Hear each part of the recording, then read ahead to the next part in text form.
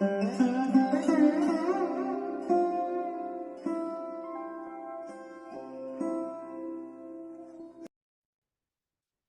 Krishna, dear devotees, please accept my humble obeisances. All glories to Srila Prabhupada. So we continue to read Bhagavad-Gita as it is book written by His Glorious Sri Bhaktivedanta Swami Srila Prabhupada. And today we will read chapter 3. Yeah, we're on the last video. On the previous video we start reading the second chapter. And today we'll read verse 2, 3, and 4. Let's start. Om Namo Bhagavate Vasudevaya. Om Namo Bhagavate Vasudevaya. Om Namo Bhagavate Vasudevaya.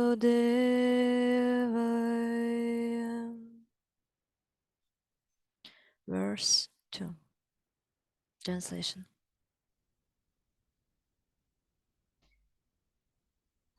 The first of all, we will read the Sanskrit verse.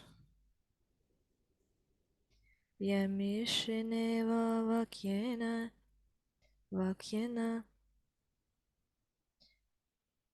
buddhim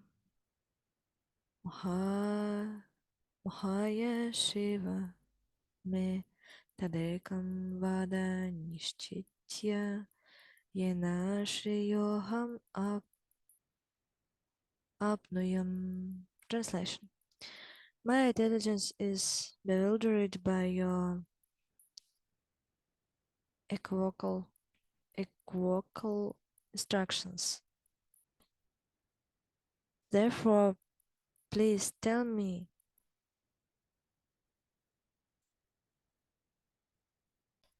decisive,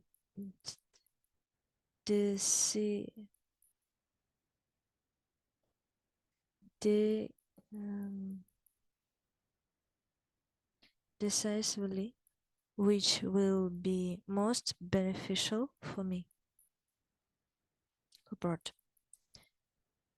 In the first chapter, as a prelude of the Bhagavad-Gita, many different paths were explained, such as Sankhya Yoga, Buddhi Yoga, control of the senses by intelligence, work without fruitive desire, and the position of the neophyte. This was all present. This was all presented unsystematically. A more organized outline of the path would be necessary for action and understanding. Arjuna therefore wanted to clear up these apparently confusing matters so that any common man could accept them without misinterpretation. Although Krishna had no intelligence, no intention. Also, Krishna had no intention of confusing Arjuna by any jugglery of words. Arjuna could not follow the process of Krishna consciousness, either by inertia or by active service. In other words, by these questions, he is clearing the path of Krishna consciousness for all students who seriously want to understand the mystery of the Bhagavad-Gita.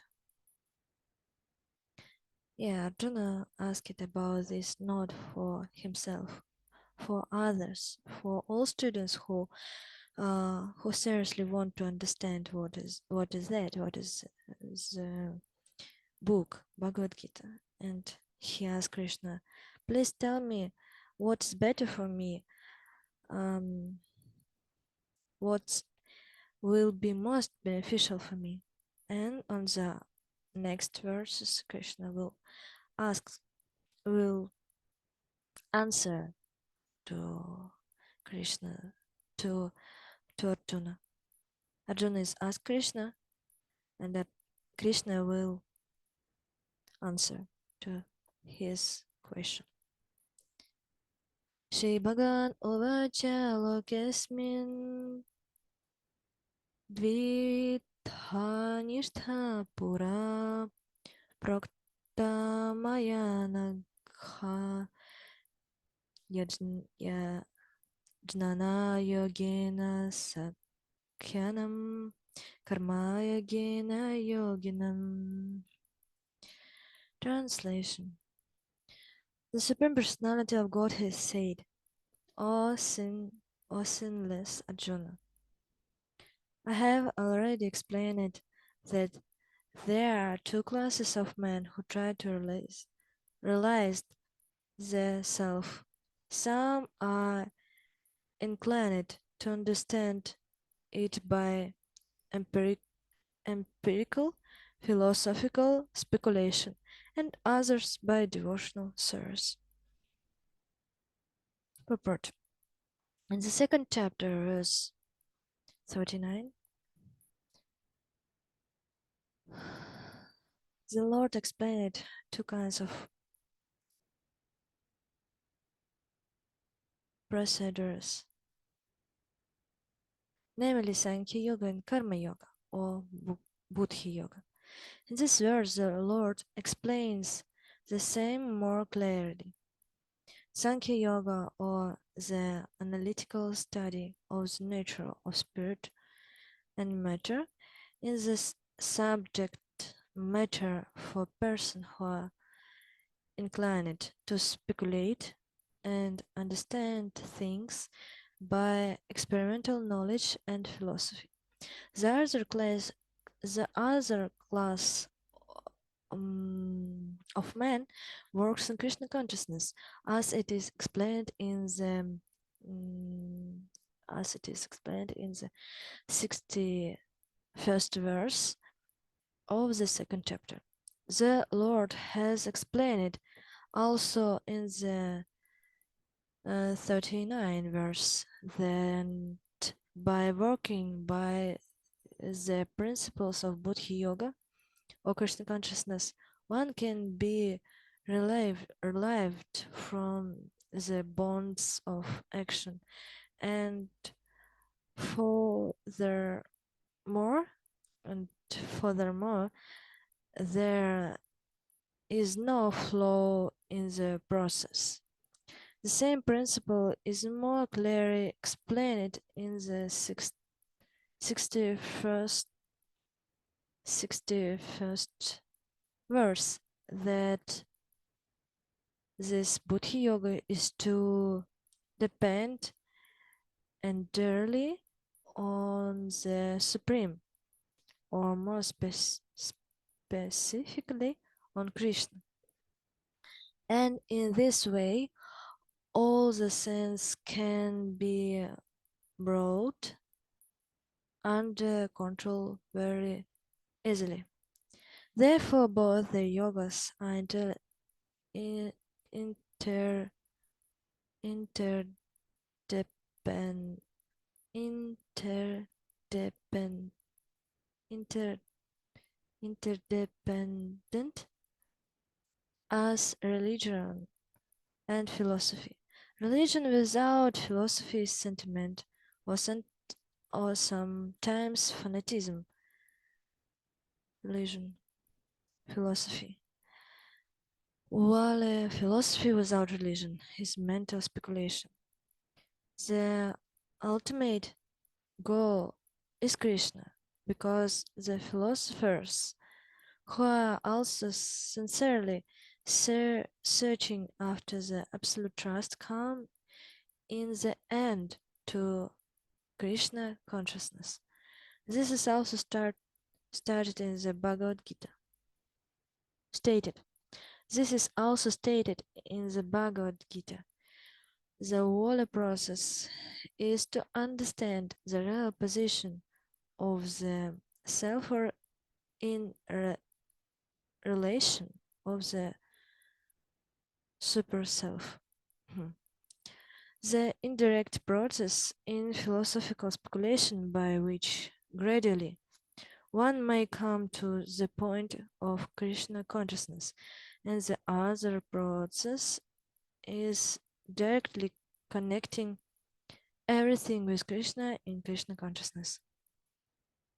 Of these two, the part of Krishna consciousness is better because it does not depend on purifying the senses by a philosophical process.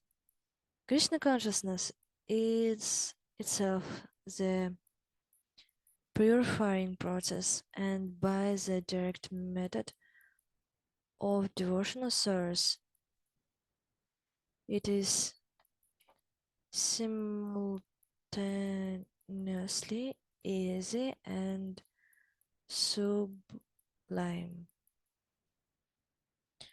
Next verse.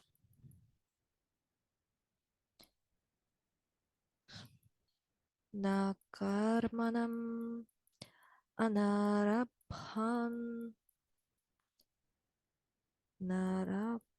anarabhan naishkarmyam purushos snute nacha sanyasanadeva siddhim samadhigachhatim. Translation. Not by merely abstaining from work and one achieve freedom from reaction. No, by renunciation alone can one attain perfection.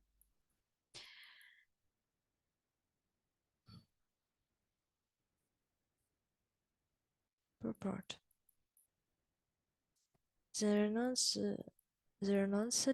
other of life can be accepted then one has been purified by the discharge of the prescribed form of duties with the laid done just to purify the hearts of materialistic men. Without purification, one cannot attain success by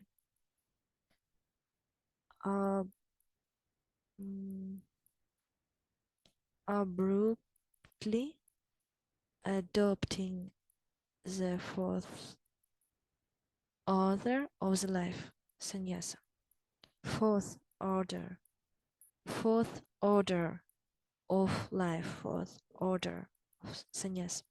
According to the empirical philosophers, simply by adopting sannyasa or retiring from fruitive activities, one at once becomes as good as Narayana.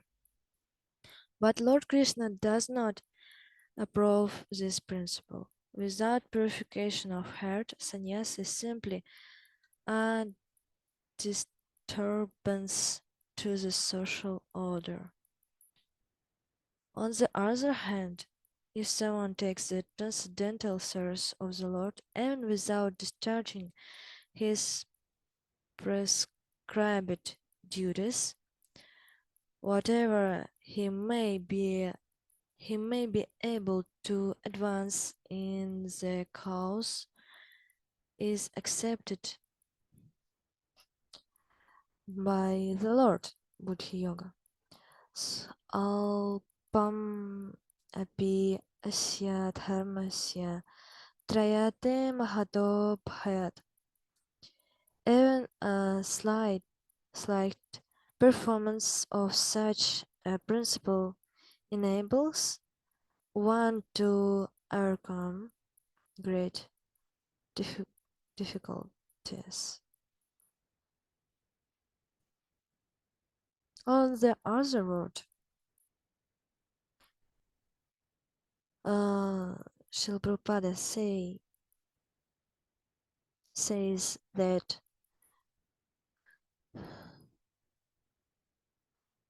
we don't to take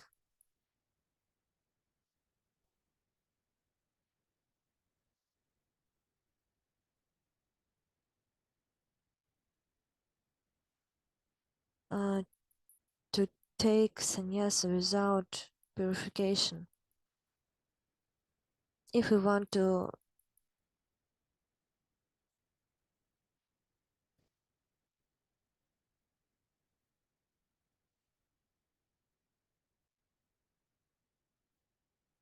if we want to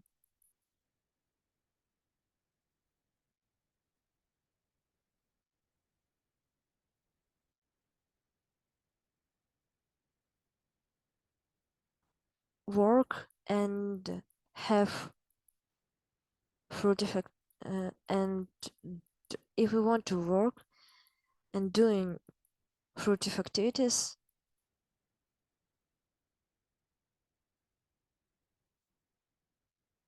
if we want to work for fruitive activities, we want these fruitive activities and we want to enjoy by this.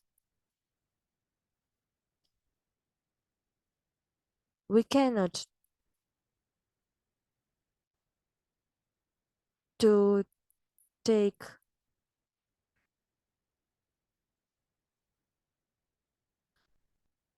the fourth order of life, sannyasa. We have to being in Krishna consciousness. We have to work on our, we have to do our work and we have to continue this work. But why? How we can do it? How we have to do this? We have to work on our job. We have to do our work on our job for pleasure, for Krishna's pleasure, for enjoy to him. We have to enjoy to him.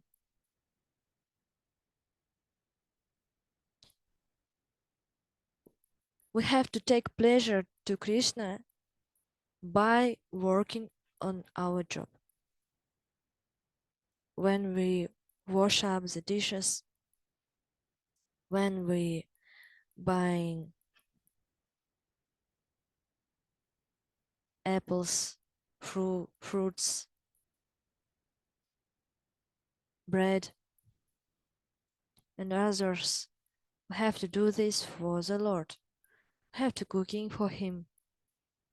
We have to cooking and think about Him, how He will enjoy by these dishes, by this bhoga. And after we pleasure to Krishna, we can to take the prasadam. And when we eat the prasadam, we have to think, Krishna is eating. Krishna has eat this.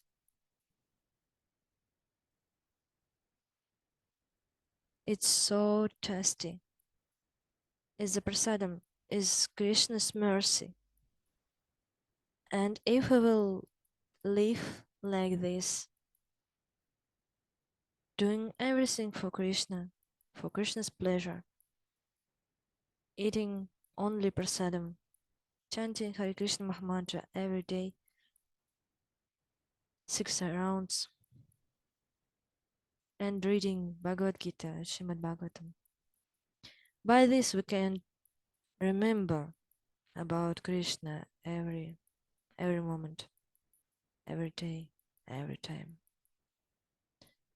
So that's all for today.